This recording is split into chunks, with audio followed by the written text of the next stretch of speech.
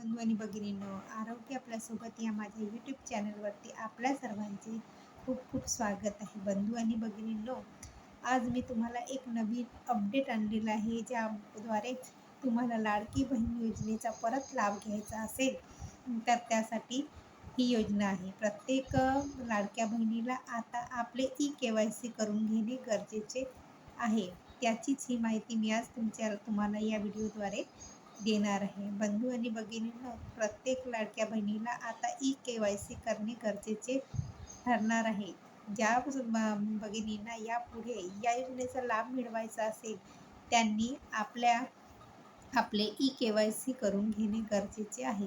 याकरिता तिला काही डॉक्युमेंट्स किंवा कागदपत्र लागणार आहे.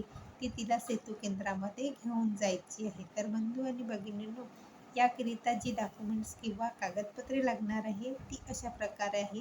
तिला आपलं आधार कार्ड, पासबुक, राशन कार्ड, तसेच तिला आपला रहिवासी दाखला, तसेच गरज असल्यास उत्पन्नाचा दाखला देखील सेतू केंद्रात किंवा CSC सेंटरला न्यायचे आहे व तिथे बायोमेट्रिक थंबद्वारे आपला KYC करून घ्यायचं आहे.